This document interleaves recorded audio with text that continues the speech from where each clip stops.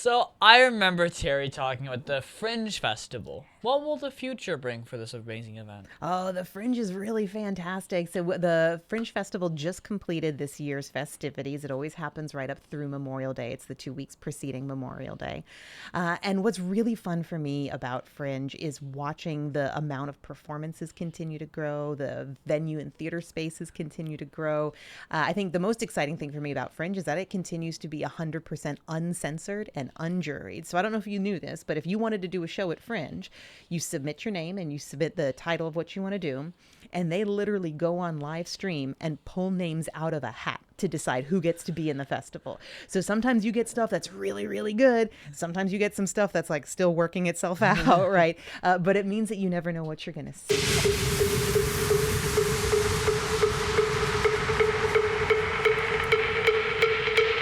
Ladies and gentlemen, boys and girls, babies in their diapers, welcome to the Tiberius Show with your host, Tiberius Boy. That's me, Tiberius. And welcome to the Tiberius Show today. And I'm your host, Tiberius Boy. And as always, we're looking at various jobs and how they affect the world around us. Today's guest is going to be very interesting. We're going to talk to an Arts and Cultural Affairs Administrator for Orange County Government. Wow, that's a mouthful. Do you have any idea what all that stuff does? Well, I really have no idea. So let's just talk to this lady and find out. Let me introduce our next guest, the one, the only, the amazing Vicki Landon. Thank you. Happy to be here. No problem. Okay, so I did a lot of research on you and found that you studied theater at UCF. Did you grow up wanting to be on stage? I grew up loving the theater. Loving the theater. I first fell into love with our drama club in middle school. It was like 6th or 7th grade. And I love performing, but I found out really quickly that I liked doing the admin office-y stuff a little bit better. So my dad owned a printing company, and I was in charge of making our program for our first show. And it turned out I loved that even more.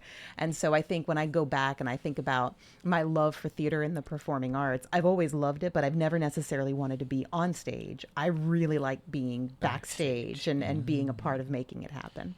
So how did you go from theater to like administration with spreadsheets and reports and stuff? I think if you have a head for the business and a heart for art, you almost owe it to go into the arts administration field. You know, I think a lot about every person that's good with spreadsheets and good with numbers and good with planning and budgets and operating plans frees up an artist's time and mental space to do their art that they like. Most artists that I know do not want to be playing in spreadsheets, right? So when you can have the administrative support on the back end, it helps them be more creative and free up their work. So I fell into this job. My career path was absolutely 100% an accident and not on purpose. Nowadays, you can get into my field on purpose, but that was not the case when I started. I took a position when I was in grad school at an apartment locating service because I was just happy to have an office job that wasn't, mop water and food service when I was in school. And part of that job required a little bit of hustle. Like I had to call apartment complexes and try to get them to give my friend Tiberius a really good rate and a really good discount so that you would drop my name if you went there because then we got paid a referral fee. So I'm doing this for one of my clients at one point, and he looks at me, and this is a direct quote. He says, you're really good at being pushy and polite at the same time. Have you ever done fundraising? Which, of course, I hadn't. I had no idea that was a career path that you could take. And he ended up being the executive director of the Orlando Opera Company, and they were hiring an office assistant to support their fundraisers. And he hired me straight into that role.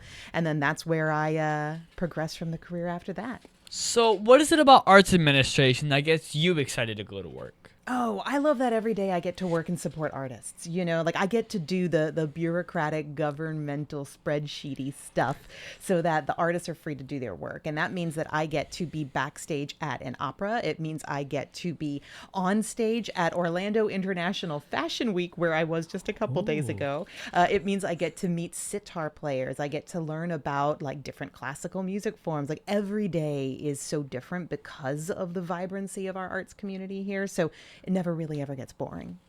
So you also do a lot of fundraising for arts. How does that really work? Is it like asking for a larger allowance? It can be. So I think when you're being an effective fundraiser, and I came to my role now in the government after 15 years as a fundraiser. So, a little bit more than you've been alive, but not too much more. And so in that work, it really connects when you get to be a matchmaker between somebody with money and somebody with a dream.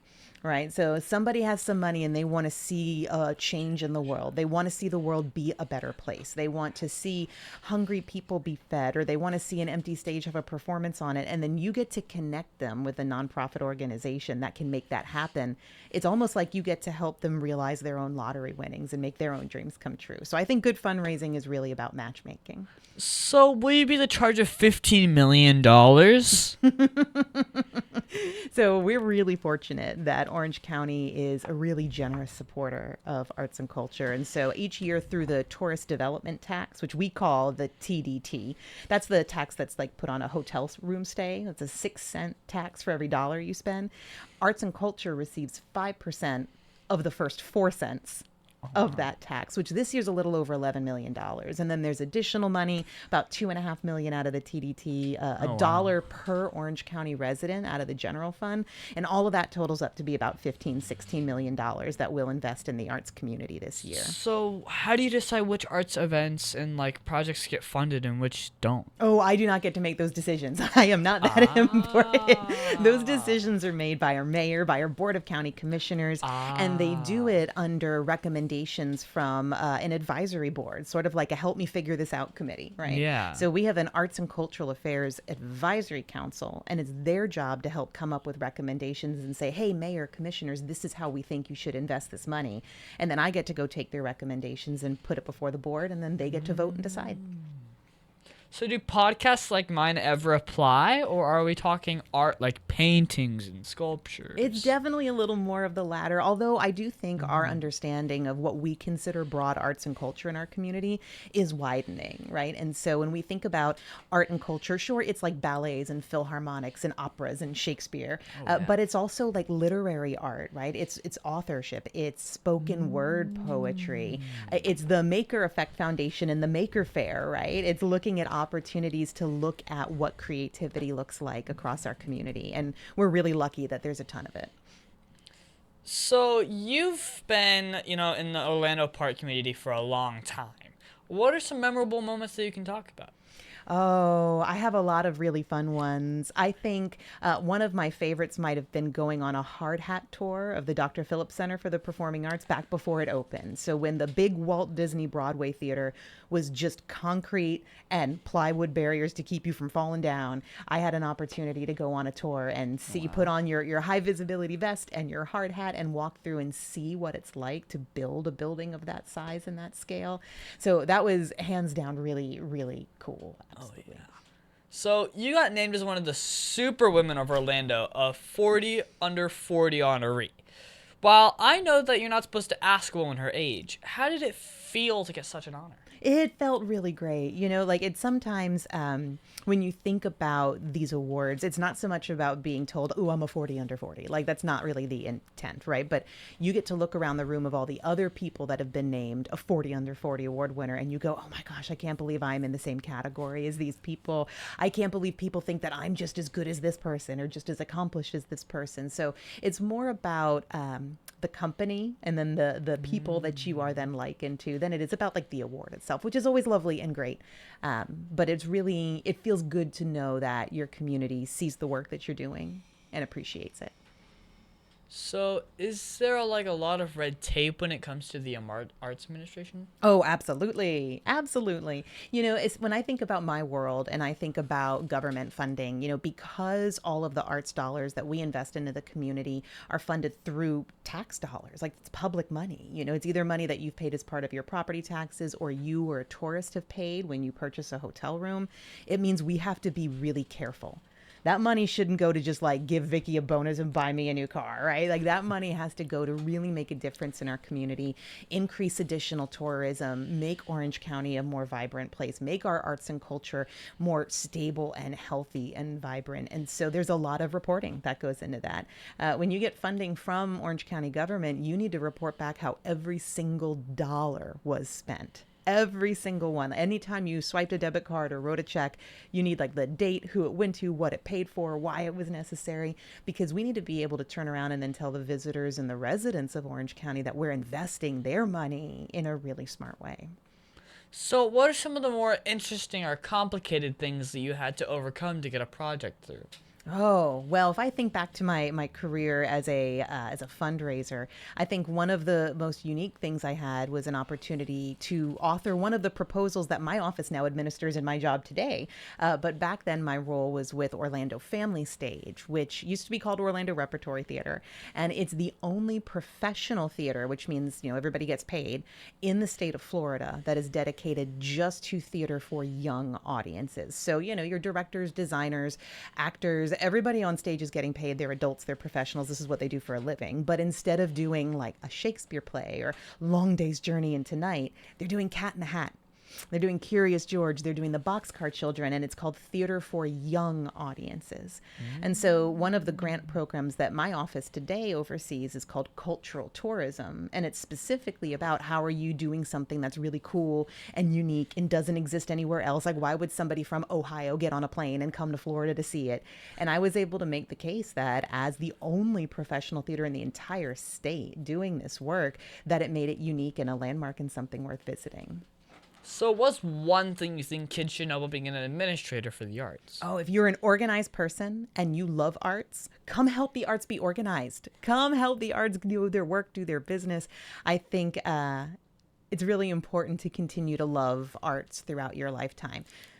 Just because maybe you didn't want to pursue a career as a trumpet player or a fine artist or a dancer doesn't mean that you shouldn't still do it. So hold on to that hobby, keep doing that work, and then see what you can do to lend your talents to the field. Well, here seems like a good time to take a quick commercial break. Let's hear a word from our sponsors. So you want to make an ad for your company, right? Yeah, Tiberius, you want to help me? Okay, so what's the name of the company? PPWND. PP what? Professional Pressure Washing and Detailing. So you like clean driveways? Yeah, like that. We pressure wash commercial buildings and semi-truck and trailers. So how would someone get a hold of you? They can visit my site at ppwnd.com or call me at 407-900-7793. So I just tell them to call you at 407-900-7793 or visit ppwnd.com? Yeah, Tiberius, you got it. Cut! That's a wrap! Just use that! Oak Ridge Gun Range is a family-oriented shooting range that has been in business for over 30 years. They specialize in basic firearm training and offer numerous services such as consignments, gun trades, gunsmithing, and concealed weapon classes. I even got my training for gun safety at Oak Ridge Gun Range. Great customer service, and firearm safety is what they do best. So find out more at oakridgegunrange.com. And we're back here talking with Vicki Landon, the current Orange County Arts and Cultural Affairs Administrator. So, Vicki, you've done a lot of stuff. So, of the different projects, what was like loads of fun?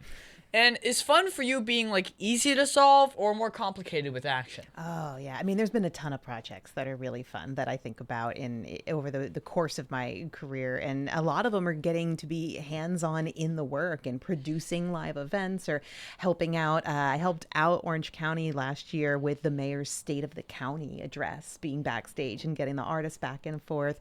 I've been able to help produce a big fundraiser breakfast that took place on the stage of a theater. And I think what made these things fun for me is that they were complicated. They were sort of difficult because they were really fulfilling.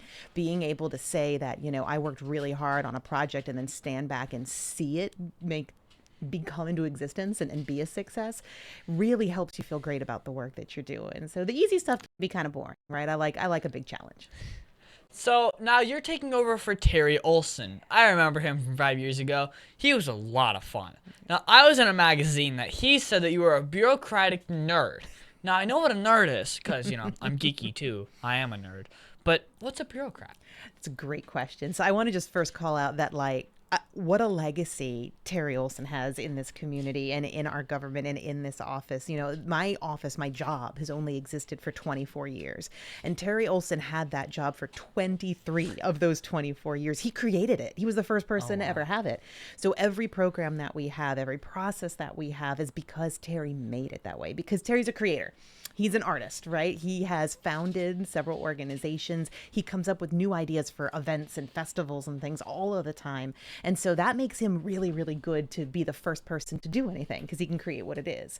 I'm a little bit more process driven. I like taking something that someone has already made and like tweaking it to make it a little more efficient or a little cleaner or a little better. And I think that's what bureaucrat and bureaucracy looks like. It looks like things having lots of steps. It looks like understanding that it's not so simple that you just fill out an application for money. There's like 30 steps you have to do along the way. And are you good at doing methodically all of these individual steps? So I think that's what Terry means when he called me a bureaucratic nerd, is that I like process, I like detail, I like multiple steps for things.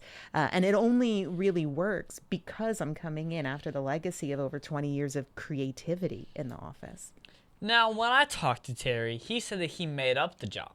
So now that you're taking over, will you have a boss or a team that you'll have to do it all on your own? We have a small but mighty team. Our office is just 4 people. And so I'm the administrator over our Office of Arts and Cultural Affairs. We have a public art coordinator. Her name is Dawn Knight. Her whole job is overseeing all the public art that happens in the county. So the sculptures that sit outside our headquarters and hang in the chambers and at other gallery spaces around town, or that get built when there's a new building getting built, that's all that Dawn works with.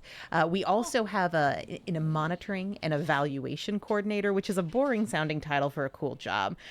Haley, her job is to make sure that the programs we're doing are doing the stuff we want them to be doing, and that like we're getting A's. Her job is to do report cards on our work.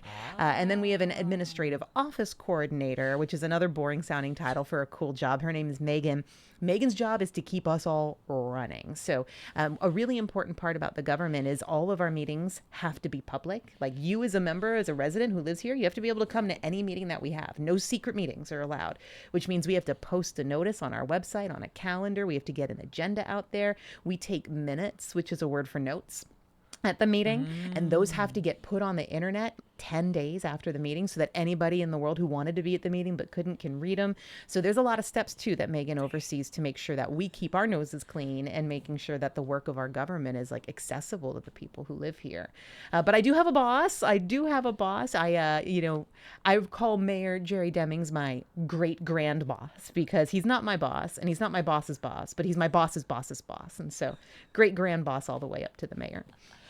So I remember Terry talking about the Fringe Festival. What will the future bring for this amazing event? Oh, the Fringe is really fantastic. So the Fringe Festival just completed this year's festivities. It always happens right up through Memorial Day. It's the 2 weeks preceding Memorial Day.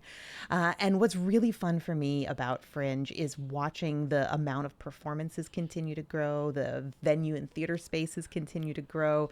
I think the most exciting thing for me about Fringe is that it continues to be 100% uncensored and unjuried. So I don't know if you knew this, but if you wanted to do a show at Fringe, you submit your name and you submit the title of what you want to do, and they literally go on live stream and pull names out of a hat to decide who gets to be in the festival. So sometimes you get stuff that's really, really good. Sometimes you get some stuff that's like still working itself out, right? But it means that you never know what you're going to see. So I think what's in the future for Fringe is to continue to be uncensored and unjuried and a little wacky and unpredictable. Like Secret Service style. Yeah, and that's what gets people coming back year after year, because it's always going to be something a little different. Oh, yeah.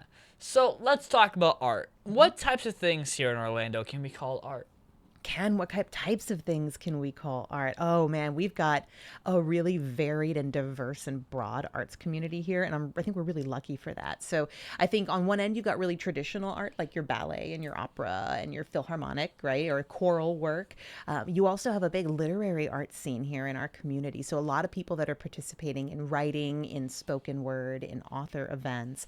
But I also think about our creative industries. I think about folks that are doing like graphic design work, right? Or designing worlds in our theme park industry. Like there's a lot of stuff that people might not come to mind right away when you first think about art, but really need creativity in order to support them. So we have a huge creative sector. And in fact, the Orlando Economic Partnership, which is like a group of businesses that are in Orlando, have decided that they want their vision for Orlando 20 years from now to be the creative cultural capital of the world. So I think our community supports that sort of work. So, what's the best place to look up where art stuff is being done each week? Easy peasy, easy peasy. I'm going to give you a website. It is artsinorlando.com. artsinorlando.com. That is a website that is run by United Arts of Central Florida, which is another nonprofit who supports the arts here in our community. And that is a one-stop calendar listing for every arts and cultural event happening across Central Florida.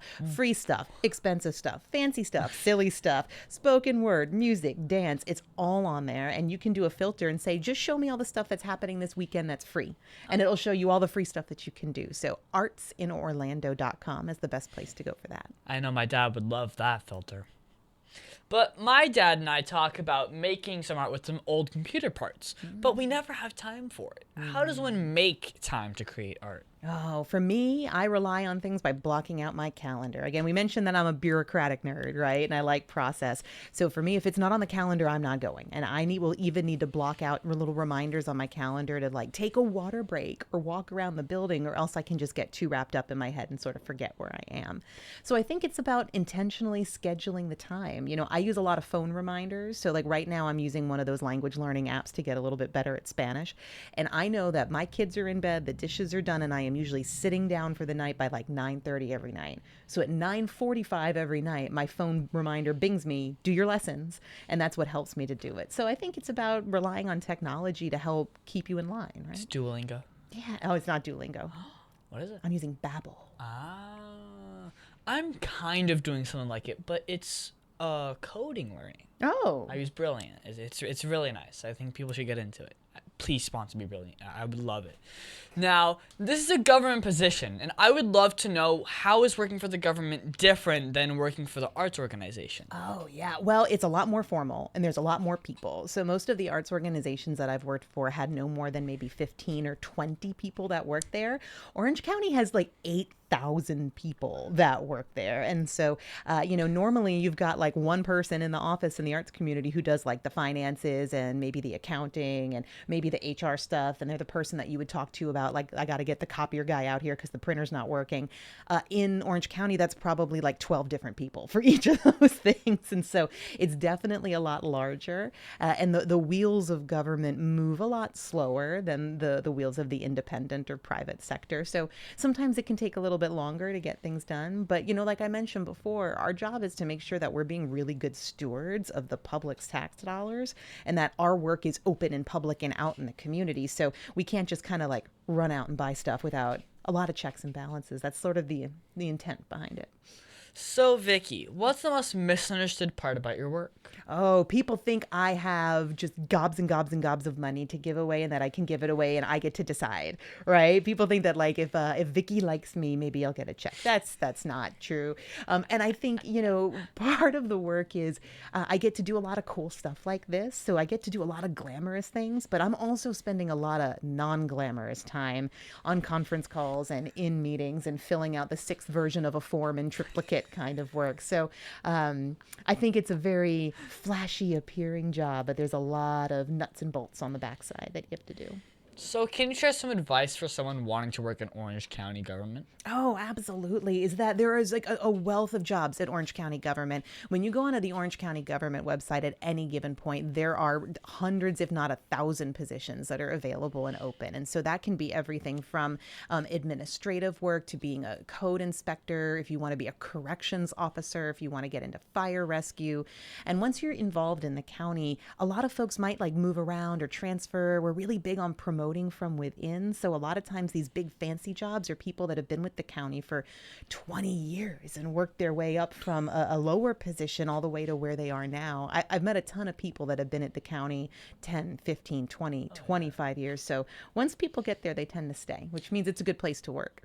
Now, what's the most fun thing that you can say on a kid's show that you've ever done while doing your work? Oh, I will. Okay. The most fun thing that I've ever done while doing my work is I got to give the graduation speech at UCF last August. So I got to stand up on stage in the toad hat, right? The PhD toad hat with the whole garment, the whole outfit next to the president of the university. And I got to address, I mean, there were like 1,500 graduates. So like each of them get like 4 or 6 tickets. So it's probably like 7,000 or 8,000 people in that arena. And I got to give the speech, which was really cool. And I used it as an opportunity to share some words of wisdom and advice. But then I also got to say, go Knights and charge on, and have everybody say that back to me that loud, which was a really cool experience. So why would a kid want to grow up and do your job? Oh, because every day is different, because it's not boring. You know, there's a lot of jobs where, and you know, for a lot of people, they would enjoy a job where you just sit down at your desk and you do the same thing every day. And then at 5 o'clock, you clock out and you go home. But I like my job because it's really fulfilling, right? I really like that one day I am backstage at the Dr. Phillips Center, and the next day I'm in a meeting with the mayor. And then the next day I'm talking to other members and artists of our arts community, or I'm hosting a special event. So it really keeps things from getting stale. It makes the time go by really quickly too, because you know, you're always having fun. Oh yeah. Well, on that note, let's take a quick break to pay some bills. The Tiberius Show would like to thank one of their dedicated sponsors, Custom Designs Orlando. These guys are on Mills Avenue and do all sorts of stuff, ranging from photo ID badges, engraved signs, custom braille ADA signs, vinyl lettering to trophies and awards. The cool part about Custom Designs is they can ship products all over the United States. You can reach them at 407-898-0373 and tell them that Tiberius sent you. Over 40 years, Lighthouse Central Florida has provided education, independent life skills, and job training to thousands of Central Floridians who live with blindness or any degree of vision loss. Whether it's picking out clothes in the morning or just moving around your community and serving Orange, Seminole, and Osceola counties, contact Lighthouse Central Florida at 407-898-2483 or visit them online at lighthousecfl.org. And we're back here with Vicki Landon, art administrator. So, Vicki, what are some of the plans that you're looking forward to seeing in the arts community?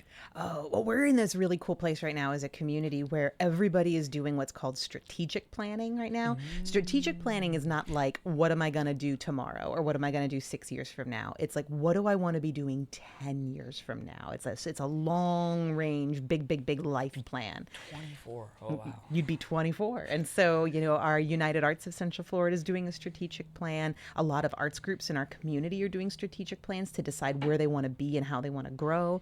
And then Orange County is actually doing, for the first time in 25 years, a 10-year plan for arts and culture. So Orange County and the city of Orlando have partnered together to do this. And in the next few months, we'll have like a roadmap for what arts and culture should look like in our community in 10 years. So all of these things are sort of gelling and coalescing together at the same time, and they're all in alignment with one another, which is even better.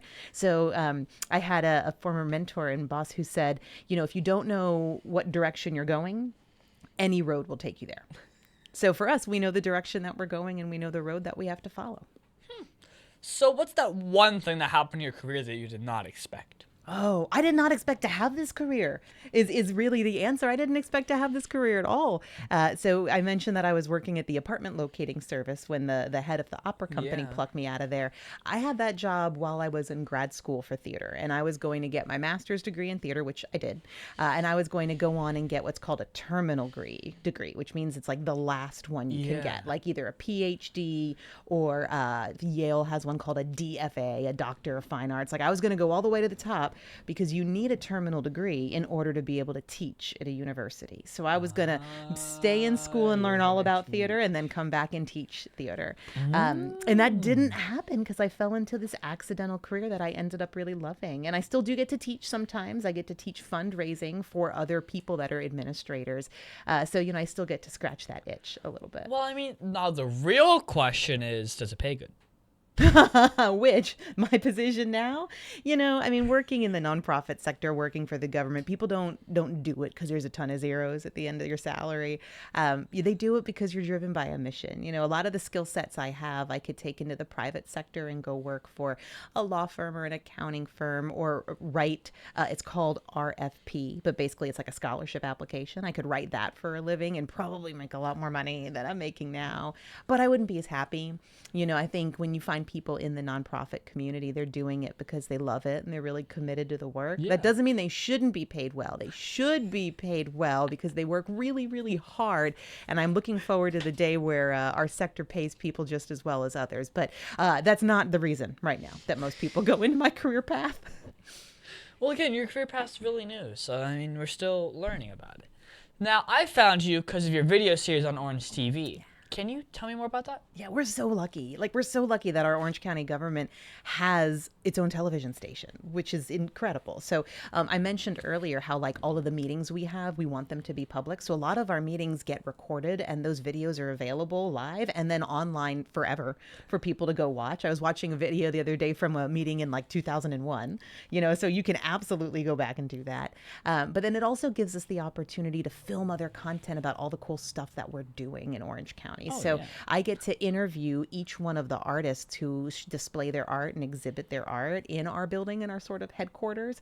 I get to interview really cool arts and cultural individuals from around our community in a once a month interview. It's kind of like this one, but it's only 10 minutes. It's super, super brief. And it really just helps showcase all the different people and cool stuff we have going on. Because I think what I've learned as I've advanced through my career is that our community is not suffering for artists. We have tons of art. We have tons of really good creative people.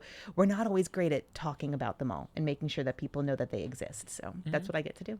So how did you get your show on Orange TV? Do they accept applications from people like me? Well, I could certainly interview you on my show, but Orange TV really creates its own programming, which is what's really great. And so it's really focused on the activities of the county. And I've got an email newsletter that does the same thing. It's really focused on, those nonprofits that the board and the mayor and the commissioners give money to. They're getting money so they can go do a project, right? So then we want to come back and say, how good was the project? I want to hear about it. I want to tell people this project that the government paid for is happening this weekend. Go see it, And so we really focus on a lot of that in our communications to make sure that our community knows about all the good arts and culture we have. Well, if you were to go back in time and give your 14-year-old self advice, what would it be? Ooh, I would tell my 14-year-old self, take pictures of yourself now. You will never be this thin again. No, but what I will also tell myself is to follow your dream, right? Follow your dream. I mentioned in the start of our interview that I fell in love with theater in middle school. Oh, yeah. And I didn't think for a while that it would be a viable career path for me, which is why I was going the sort of academic route. And even that felt risky. I started off in college as a psychology major and I wasn't sure what I was going to do. I just figured I would figure that out. But I met all the theater kids on campus. And within 3 months, I had changed my major to theater. And it's turned out for me in such a great way that I've had this really fulfilling career. I still have hopefully decades more to go in my fulfilling career. So I would tell 14-year-old Vicki, stick with the theater. It's the right direction for you. You're going to end up in a good place. Well, do you play any video games? And if so, what's your favorite one? Oh, so you're going to laugh because the most recent video game I played was probably before you were born, was the Super Nintendo platform, right? So I can rock me some Mario Kart and I can do the Legend of Zelda. I can do that's fine. But anything more recent than that, and I am absolutely in over my head. I'll say that my 5-year-old son is getting very interested in Animal Crossing, so we might be a Switch household at some point soon, but not yet. Switch 2 or Switch 1? Whatever I can afford when we decide to let him do that. We talked about the salary, right? We talked about how there's not a lot of flow. We did talk about the salary. So what was the biggest mistake that you've ever made? And how did it change you as a person? Ooh, that's a big existential question. I need time to think about that one. I think, I made a lot of small mistakes. Look, at your age, right, you make a lot of small mistakes. You stay out past curfew. Maybe you're dating the wrong person. Maybe you break the rules. Maybe you're hanging out with the wrong people from time to time. But I think, some of my biggest mistakes have been my best learning opportunities. So I'm going to take a really recent example, is that in order to get your stuff on an agenda for one of these big meetings with the mayor and the commissioners, there's a lot of steps you have to go through, and you have to do stuff a certain number of days in advance. Otherwise, you're going to really inconvenience the people that have to put it all together, right? And I completely blanked on it. I was not aware that that deadline existed, or somebody had told me once, but I hadn't like clocked that that's what it was for. And I straight up missed the deadline. And then I was rushing to get something done like at the very last minute. And thank the Lord for these women in this office that helped me, and they made it happen anyway. But what it's done now is, you best believe I am never going to forget ever again about those deadlines. And then I sent them like little Dunkin' Donuts gift cards to say thank you for helping me out. So hopefully they don't hold a grudge moving forward. Okay. Now, can you tell me that one story? Remember, this is a kid's show. For that one story, well, that you're not supposed to tell me about. Come on. Oh. You can tell me. A story that I'm not supposed to tell you about. I won't tell anyone. Well, I think we're going to tell quite a few people. Is sort of the point. I won't tell anybody. Okay. All right. Here's a story that I'm not supposed to tell people. I lie to my kids. I lie to my kids about silly things. Like, I have told my 5-year-old that the batteries in the Hess truck can't be replaced. And so once they die, I'm just sorry, bud. That's it. There's no more sound coming out of that machine. Or, I've told them things like, oh, the ice cream truck plays music when it's out of ice cream, so that way you don't waste your time going outside to get any. And one day, if you decide to become a parent, you will probably understand why you might lie little white lies, little itty bitty white lies to your children too. But that's probably something I'm not supposed to do. No, I really hope your kids watch this show. Yeah, we won't. We're going to keep it from him. He's a little too young for that yet. Well, is there anything else you think my listeners should know about you and what you do? I think it's just really important to really talk about how cool our community is. We have so many people that work here in our entertainment industry, in the theme park industry. It brings a lot of creative people. I don't have any numbers to back this up at all, but I would argue that we probably have more creatives here in Central Florida than New York, than LA, than Chicago, than these places that you think of as arts capitals. So we need to make sure we're supporting them and that we're buying local art, we're seeing local art, and creating opportunities for them to get to do their art. Well, do you have a Facebook or a website for my listeners who want to follow you? Oh, absolutely. So they can visit me on Instagram at Vicki Landon Arts. That's VICKILANDONARTS. I also have a Facebook at Vicki Landon, Orange County Arts and Cultural Affairs. But really, you can get all the information you need on Orange County's website, which is official. Like, those two are just my personal socials, right? Yeah. But Orange County's website is ocfl.net/arts. Well, what is that one question that you think I forgot to ask you? If I have any pets. Do you have any pets? I do.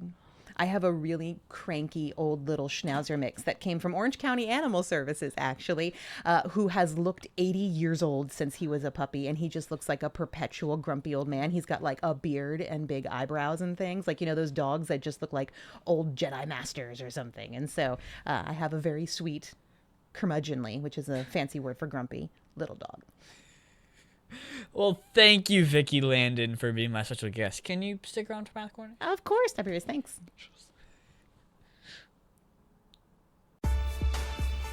Aw, Dad, my computer's slow again and I can't play my games. Call Your Computer Solutions today, and we will scan for viruses and clean that computer up remotely and make it fast again. Our phone number is 407-826-0810. Thanks, Dad. My computer's fast again. Now I can do my homework. Thanks for calling Your Computer Solutions at 407-826-0810.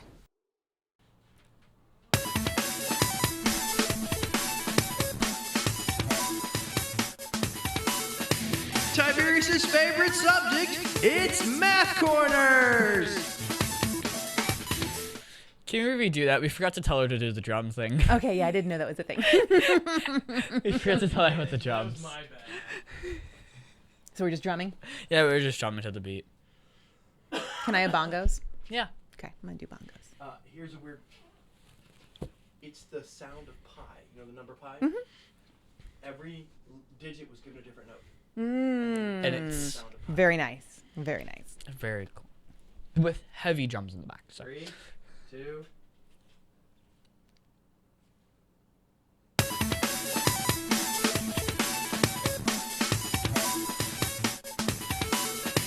Tiberius' everybody's favorite subject. It's Math Corners. And thank you, Vicki, for helping me with Math Corners. This week, we're just more multi-step word problems. My dad is always good at finding new problems for me to solve, and today, we're going to talk about raising money for the arts. So, you might be good at this one. Maybe. Who knows? So, Sarah is a development coordinator for an arts center. They have to raise $120,000 to pay the rent for their performing center this year for 1 year. So they decide to raise funds by holding events. The first event is they do a formal gala and sells 250 tickets for $200 each. The second event is an art festival, and they do sponsorships and booths and raise $35,000. So which event raises more money, and how much more does Sarah need to raise to cover the rent for the year? You need me to answer this? Nah, it's all good. Okay. Well, this is a real world problem because you do have to budget and ensure you have enough fundraisers to cover your costs. I'm sure you know that.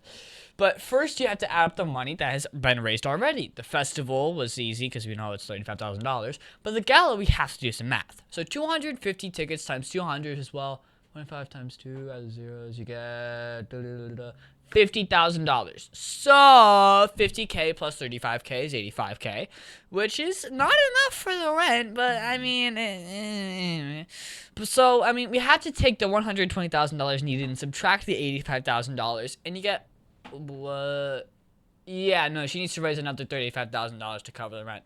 Maybe hold another festival.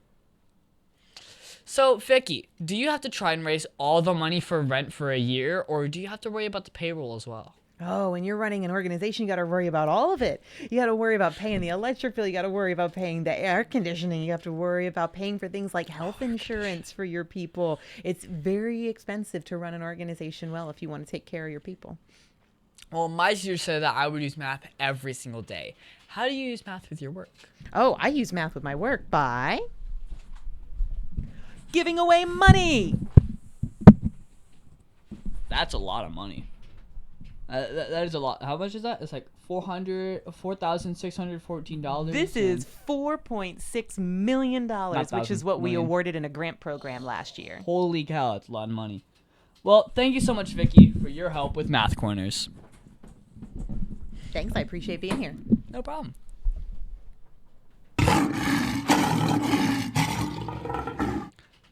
And now it's time for the Heart of a Lion. As you know, we talk about the qualities of living by the heart of a lion, which stands for leadership, integrity, obedience, and ability. This week, we're going to talk about obedience. For me, I think obedience is being fully committed to doing what is pleasing to God. The qualities of obedience are compliance with a good attitude, respect for the laws, and you know when someone's being obedient when they follow instructions willingly and thoroughly. So, I was surprised by my dad that we were going to go out of town, but he asked me to stop watching videos on my phone and instead do an audiobook. I entered the library program and read over 11 hours during the summer, but I wanted to wait till later. We ended up having a 3-hour drive, and I was able to finish the Ender's Game book that I was reading. I'd already logged in over 16 hours. And I also got to talk to my dad about some stuff on my mind. So by being obedient, I was able to find time to do the reading and discuss some of my feelings that I had kept inside. So, Vicki, do you have an example of obedience that you saw this week? Ooh, absolutely. So I have 2 small kids. My kids are 5 and 2. And I don't know if you remember being 2, but 2-year-olds aren't really obedient to anybody for any reason at all. But what's really cool is watching my 5-year-old learn what obedience is and try to help instill it in his younger brother. And like, bless him, he's not going to get there yet because that 2-year-old isn't listening to anybody for anything. But little things like watching them take turns, watching them sharing with each other's toys, watching them say, no, go put that down, go put that back, or we're going to watch one more episode of this and then we're going to turn off the TV. So I think I have dozens of examples of obedience every single day in my house on all varying degrees of compliance. My kid's better than I am with obedience. Man. So, Vicki, of all the Heart of a Lion virtues, which is the one that you see the most? Oh, I mean, certainly I see obedience a lot. I see that. I think when I think about obedience, I think it's less about being doing what you're told. I don't think it's about that as much as it's about understanding why people ask you to do things and understanding how you can serve and support other people in your work. It's about taking your own, selfishness out of it and thinking about what people need in order to move about the world, right? But we should always try to be lion strong in everything we do, shouldn't we? Yeah. And that's our show, folks. I want to thank the one, the only, the amazing Vicki Landon for being on my show. It has been so much fun talking to you today. I think we learned a lot about your work as the administrator of the Orange County Arts and Cultural Affairs. Wow, that's still a mouthful.